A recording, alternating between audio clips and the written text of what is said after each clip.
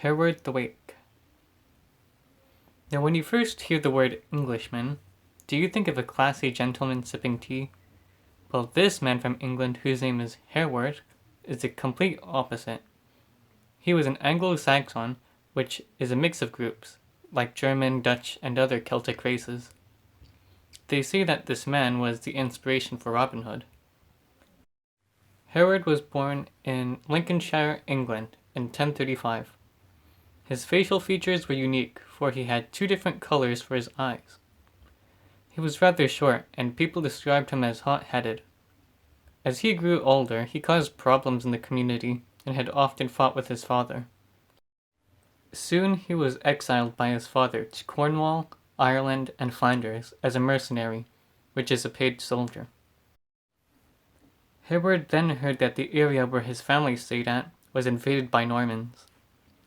At that time, Normans, or North France, had been invading parts of England, so Hereward left to go back to his home. When he had arrived at his former residence, he was greeted by the sight of his brother's head on a stake in front of the house, and that's when he learned that his family had been killed and that Normans now owned his land. Thirsty for revenge, he had killed 50 Normans at a drunken feast with the help of one unknown companion. After this occasion, Hereward joined a Danish anti-Norman group, or a resistance, in the Isle of Ely, and he soon became the leader of this group.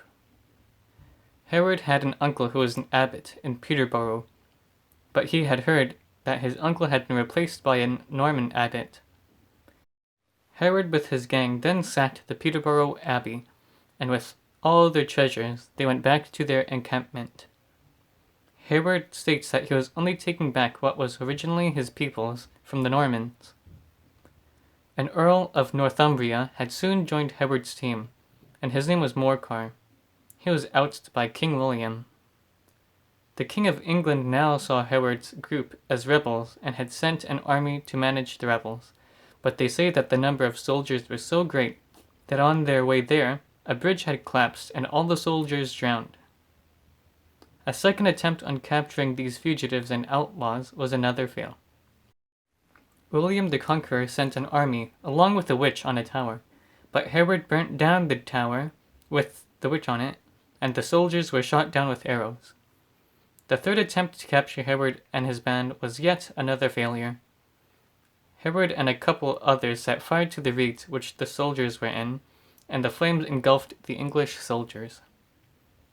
In the Isle of Ely were abbots who were helping Hereward and his band, but William sent a soldier to bribe the monks to tell them a safe route to get there.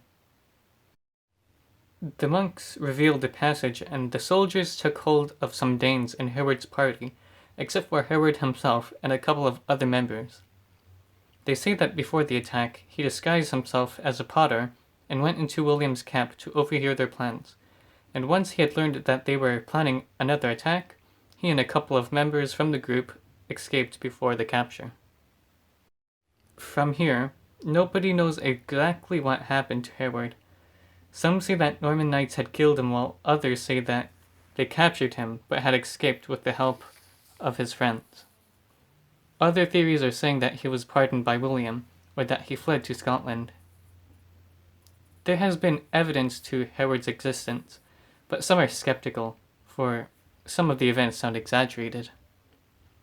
There is a book called the Domesday Book, not Doomsday, which is a recording of land surveys, so it shows the ownership of lands and animals for just about every occupant there is in England. In this book, it shows that there is someone named Hereward in Lincolnshire. Now, we know who Hereward's friends and enemies were, the followers as friends and William, Normans, and betrayers as enemies. We also know that he was victorious for his rash but brave actions, but I don't think that Hereward was necessarily victorious because his family died, but he won many battles against William's soldiers and Normans. Hereward may be from a religious family, knowing that his uncle was an abbot, but Hereward's actions didn't show any peace, really. Their family must have been very ethical, for Hereward's own father exiled him into Ireland and other places, so I think that shows that his father at least had high standards. There is no theme mentioned in specific, but I personally find that Hereward's story is quite saddening, for there's no peace in his heart. To me, the theme would be to control your anger, because that was the reason why he was exiled in the first place, and knowing that his father died while they weren't in good terms is pretty painful. If Hereward had only listened to his father, he wouldn't have been exiled and possibly his family wouldn't have died. This character has staying power and timelessness in the way where he doesn't change in his attitude at all. Hereward just continues to fight, and the death of his family doesn't help him at all with his staying in control. I would say that there might be some people who relate to Hereward nowadays, because there aren't many people who would kill, but the feeling of revenge is something we all deal with, and it's just how we deal with our feelings that make us different.